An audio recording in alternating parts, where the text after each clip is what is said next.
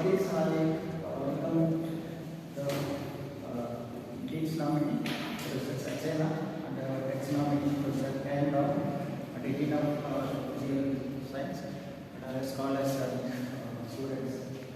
So actually, she joined in 2018. So she did work in the field of these transcendental complexes for the lifetime of the same years. So I think this is the right time to finish the thesis. So quantity and quality of the work also sufficient to center out. So she actually decided to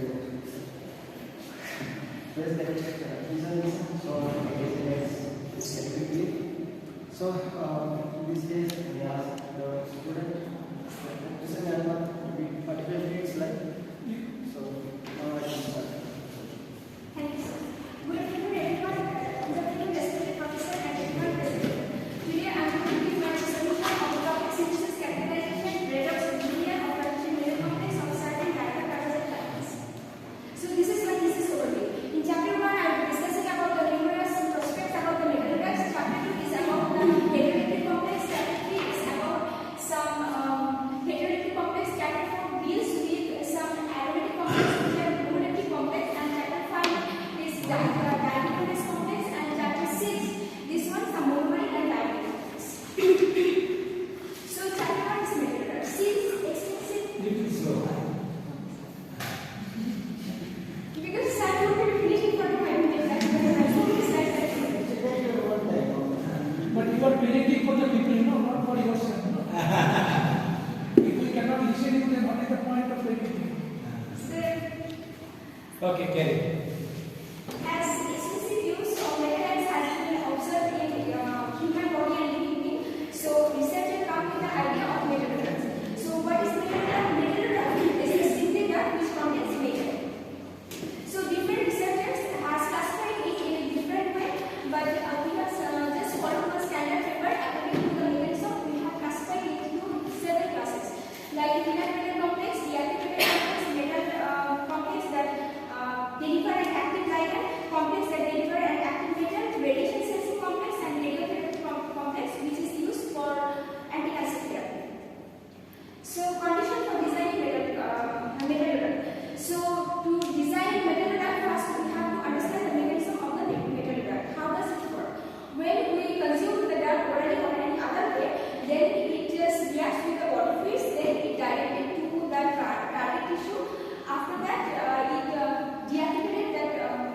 deactivated the target and or fragmented the target, then it excreted away. So when we are designing metal redox, we have to keep in the mind of the ligand, types of ligand, what kind of ligands we are using, like NN ligand or NS ligand, depending on the donor atom. Next one is the outer sphere reaction. Depending on the donor atom, it can give like some hydrophobic reaction or hydrophilic outer sphere reaction. Then ligand agencies, toxicity also plays an important role, and steady electrolytic failure. Then for metal redox, we have to keep in mind the chelating ability. If the metal is bigger, it will be able to chelate more ligand, but if it's small, then it won't be chelate that much ligand. Then coordination number, choice of the metal, oxidation state. Oxidation state is closely related with the redox potential, and which it has and biological important also, and geometry, of course, the geometry of the complex. So these are some examples of the metal redox. First one is Severson. It was invented by John Eadie, one German scientist, and it's a mixture of some arsenic complex.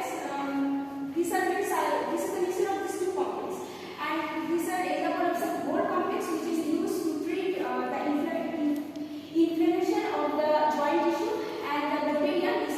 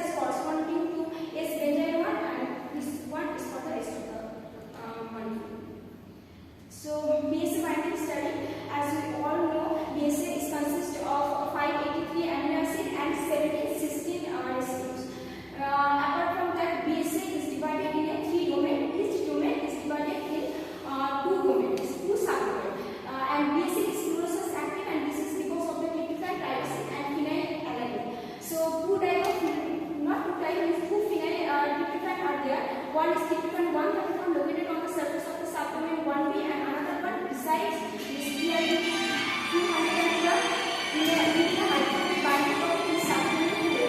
So mainly the secondary structure is alpha is 55% and beta structure, that is sheet-like structure, 45%. So when we bind to the complex, if you observe some red or blue hue, that is because of the increase in the hydrophobicity of the microenvironment around the tryptophan residue.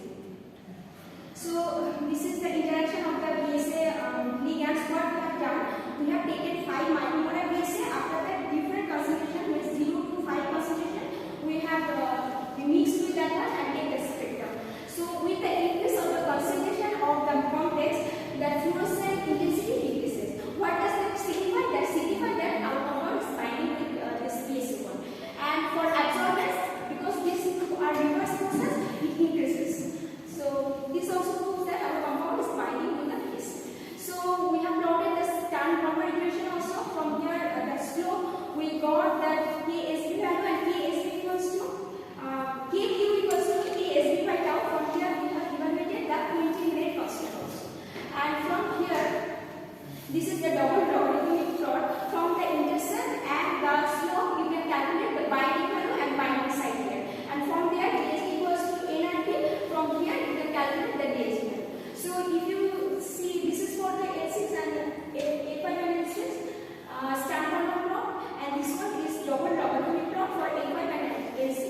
If you observe here, then you can see L6 means all of them binds very efficiently as the binding constant in the range of 10 to the power 5.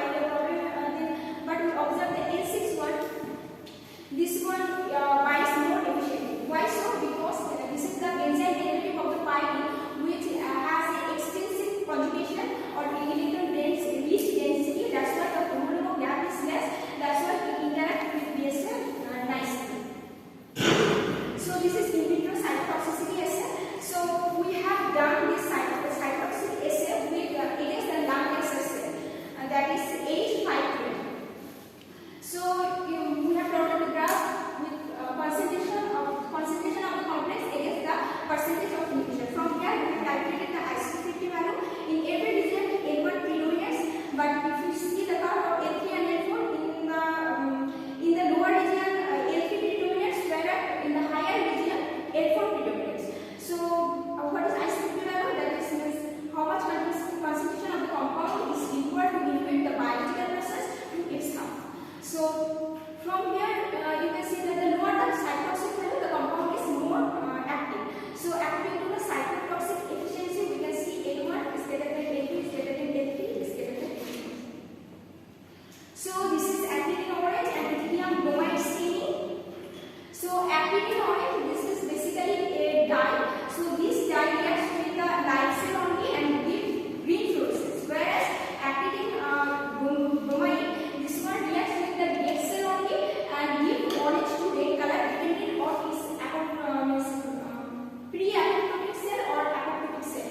So from here you can see L1 and L3 here, red cells are most observed, so red cell are most observed. But if you see, this one is the qualitative one, you can conclude from here.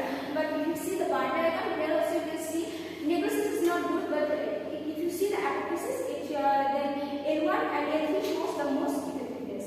That is able to kill the cancer cell. So this is the haze staining. From here also we can see that this all are the red cell. Apoptosis, it signifies apoptosis only with cell shrinkage, condensation and fragmentation mostly.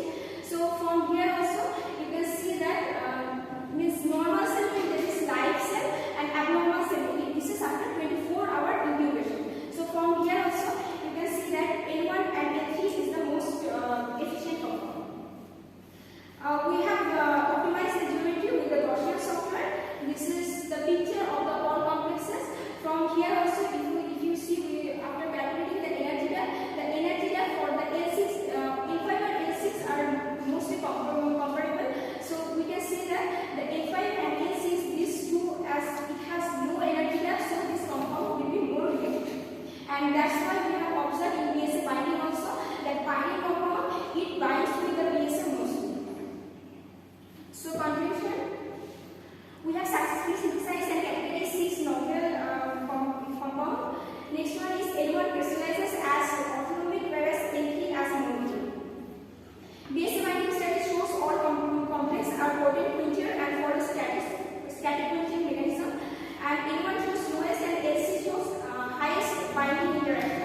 why A1 is a very small molecule, that's why maybe it shows lesser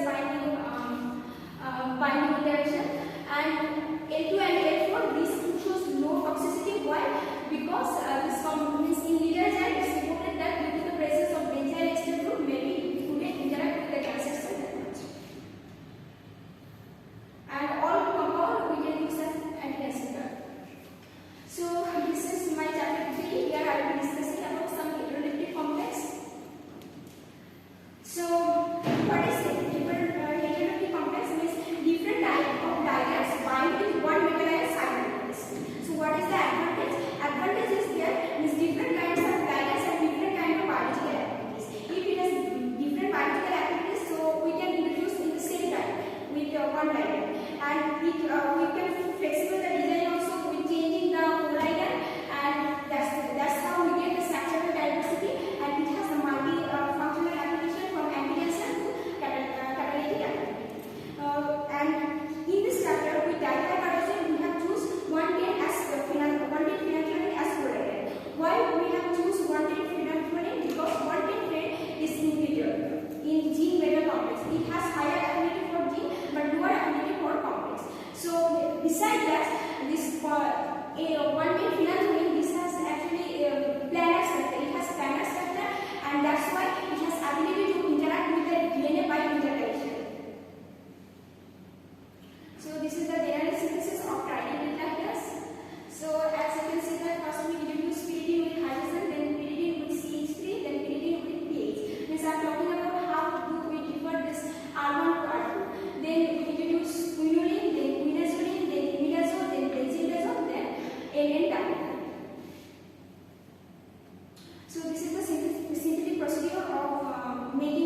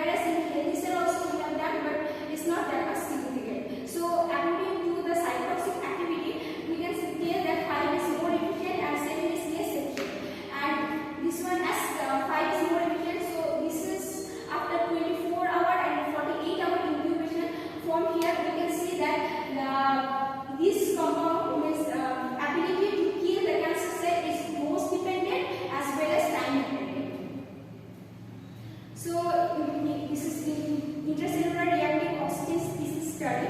So what happened?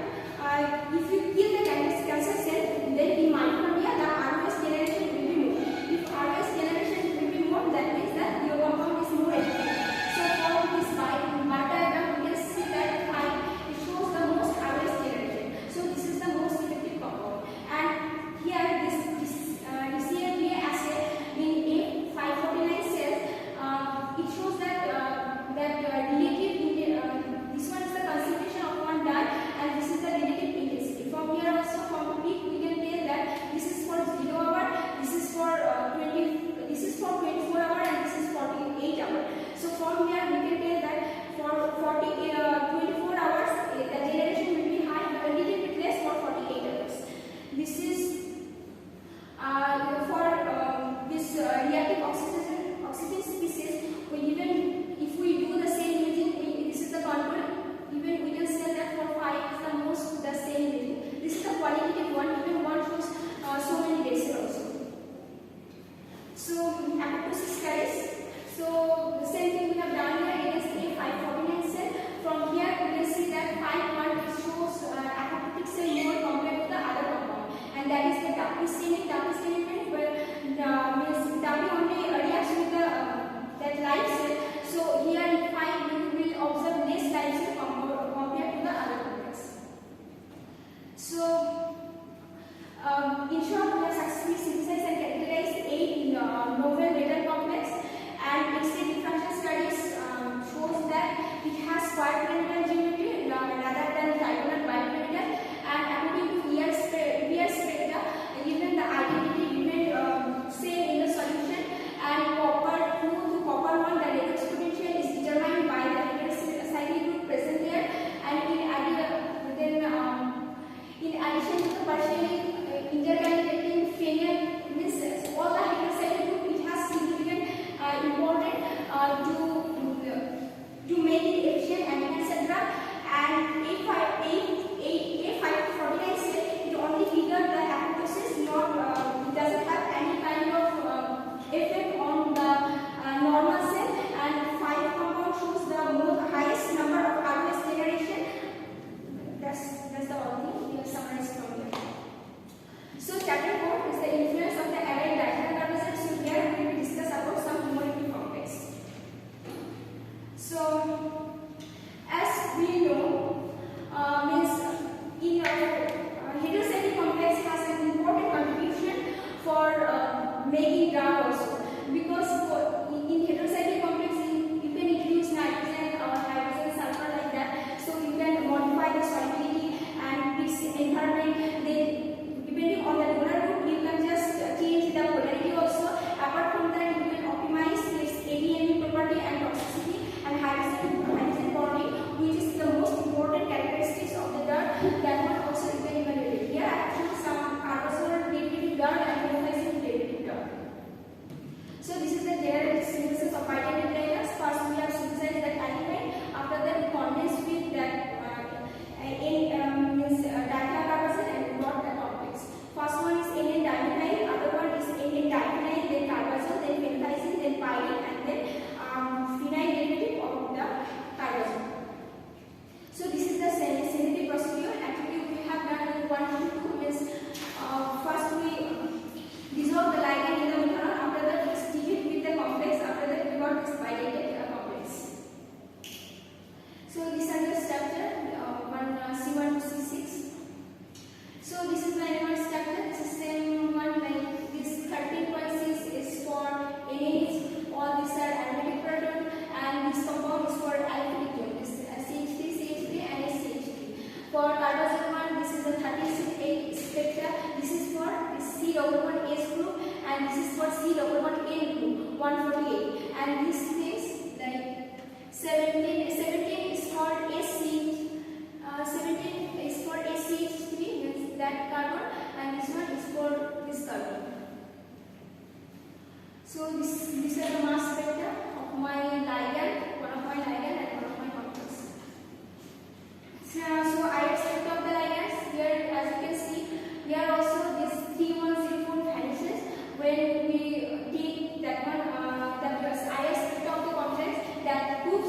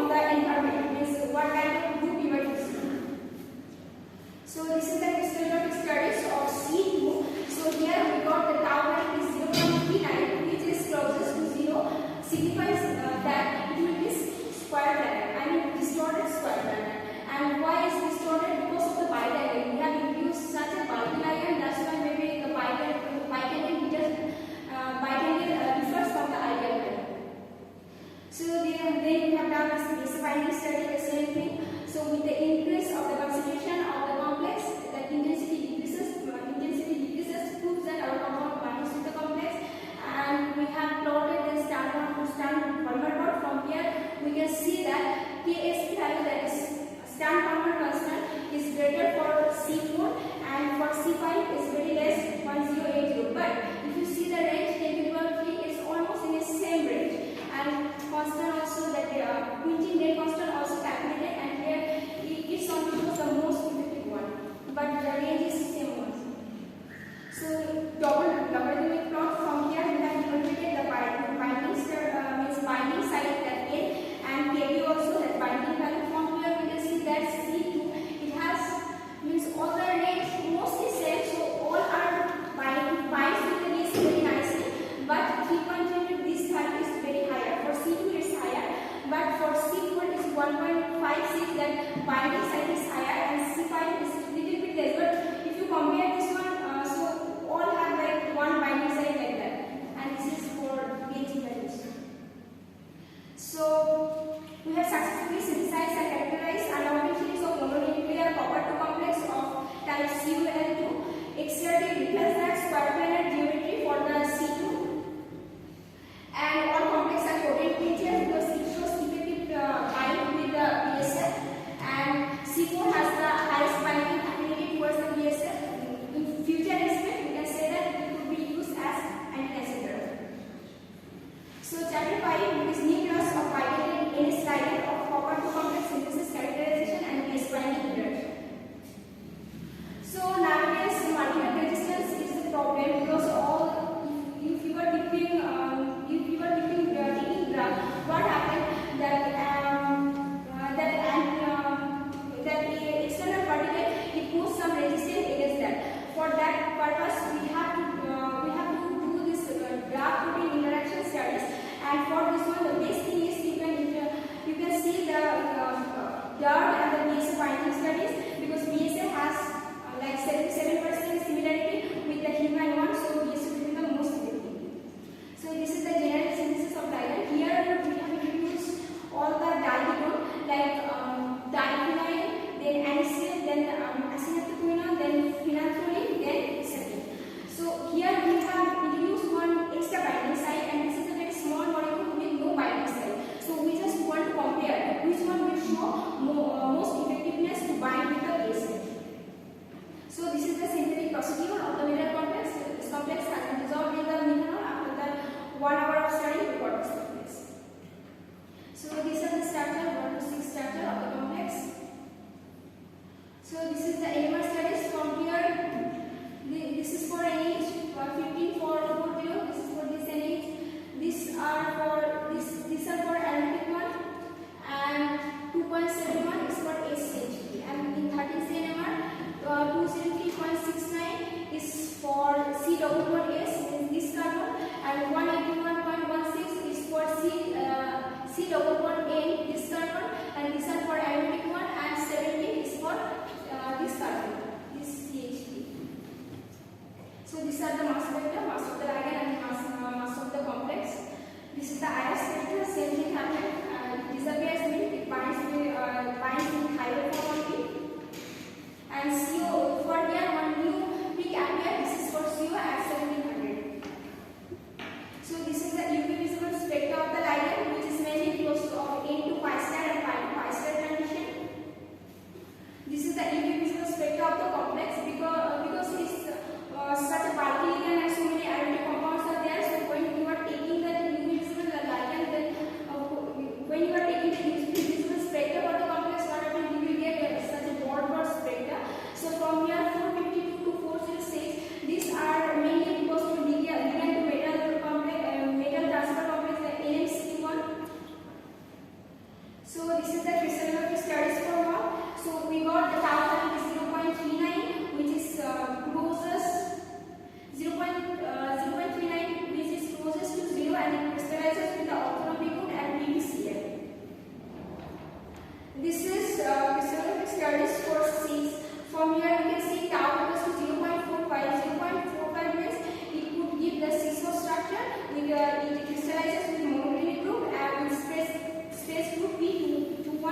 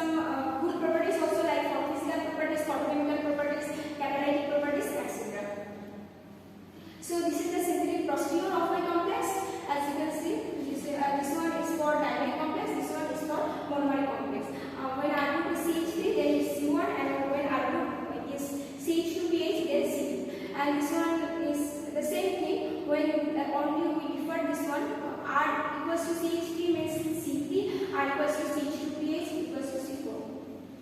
So these are the structure of the complex. These two are monomeric ionic complex. These two are direct complex. This is the NMR spectrum of the ligand. 10.23 is because of the NH group, and this piece is for the aromatic one, and 2.63 is for SH3. For 13C NMR, 200.31, this is for C11S, and this one is 143.75 C11A, and other are for that aromatic carbon, and 17.29 is for SH3.